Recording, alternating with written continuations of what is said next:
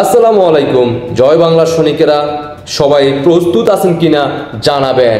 শেখ হাসিনা এবং তার দোসররা যে অপরাধ বাংলাদেশে করেছে, আমি সরি, আমার মনে 1971 সালের পাকিস্তানি বাহিনী এত জঘন্য অপরাধ করে। ইতিমধ্যে আপনারা আসিফ নজরুলের একটা বিবৃতি দেখে ফেলছেন। গতকালকে সোশ্যাল মিডিয়াতে প্রকাশ্যে যে ভিডিওটা তিনি বলছিলেন, অনেক সুন্দর একটা কথা বলছেন। তাই জয় বাংলা সৈনিকদের দৃষ্টি আকর্ষণ করে আমি একটা কথাই বলতে চাই, আপনারা তাকে কি করতে চাচ্ছেন কমেন্টে জানাইতে পারেন।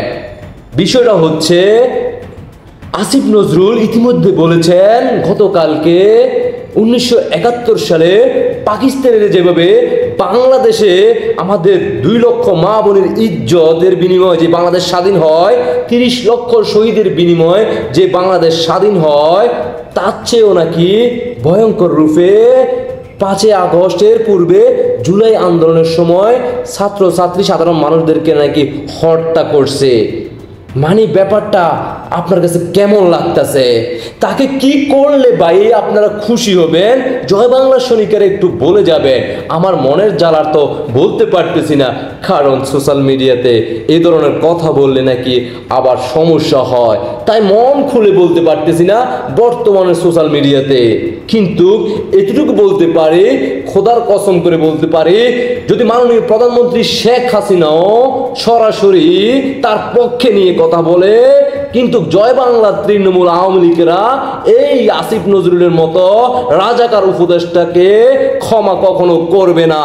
বাংলাদেশের রাজপথে, ঢাকা শহরে ফ্লাইওভারের সাথে দেশবাসী সরাসরি লাইভ সম্প্রচারের মধ্য দিয়ে এই আসিফ নজরুলকে কি করবে জয় বাংলা সৈনিকেরা তখন দেখিয়ে দিবে। এই আসিফ নজরুল কিছুদিন আগেও কিন্তু ছাত্রদের দাওয়া খেয়ে 3 তলা থেকে জানালা দিয়ে বিবৃতি দিয়েছিল। বাংলাদেশের জনগণ ভুলে যায় নাই, কিন্তু এখানে ব্যাপারটা অন্য জায়গায়। আসিফ নজরুল হঠাৎ করে কেন মাননীয় প্রধানমন্ত্রী শেখ হাসিনাকে 71-এর সাথে তুলনা দিয়েছেন? ঘটনা হচ্ছে বাংলাদেশের মানুষের দৃষ্টি অন্যদিকে ডাইভার্ট করার জন্য। কারণ সেই বিমান দুর্ঘটনায় ছাত্রছাত্রীরা যেখানে মা বাবারা এখনো সন্তানকে খুঁজে বেড়াচ্ছে, পাচ্ছে না, এটাকে দাপা চাপা দেওয়ার জন্য অন্যদিকে মানুষের দৃষ্টি নেওয়ার জন্য চেষ্টা চালিয়ে যাচ্ছে। অন্যদিকে আরো এনসিবি বনাম পাশাপাশি উপদেষ্টা মণ্ডলীদের চাঁদাবাজি, টেন্ডারবাজি থেকে শুরু করে নারী ধর্ষণের সাথে জড়িত সকল কিছু বিবেচনা করে তিনি এই কথাটা বলছেন। যদিও ওইটাকে দাপা চাপা দেওয়ার জন্য, মানুষের দৃষ্টি অন্যদিকে নেওয়ার জন্য, মানুষকে বোকা বানানোর জন্য এই বিবৃতিটা দিয়েছেন, তবে সমস্যা নাই। জয় বাংলা সৈনিকেরা 5 আগস্টের পর থেকে আসিফ নজরুলের সুন্দর সুন্দর বয়ানগুলো রেকর্ড করা থাকবে, আর সেইগুলো যখন সময় আসবে তখন তাকে দিয়ে আমরা আবারও তাকে বলবো, তুমি এই বিবৃতিগুলো আবার সুন্দর করে জয় বাংলা সৈনিকদের সামনে উপস্থাপন করো। তারপরে জয় বাংলা সৈনিকদের শরীরের হিট আসবে, তার পরবর্তীতে সেটা বাংলাদেশের প্রত্যেকটা মিডিয়া সরাসরি সম্প্রচার করা হবে। দেশ এবং প্রবাসে সবাই তাকিয়ে থাকবে কিভাবে জয় বাংলা সৈনিকেরা এই জিন্নাতের বংশের সন্তানদের, পাকিস্তানি বীজদেরকে বিচার করা হয়।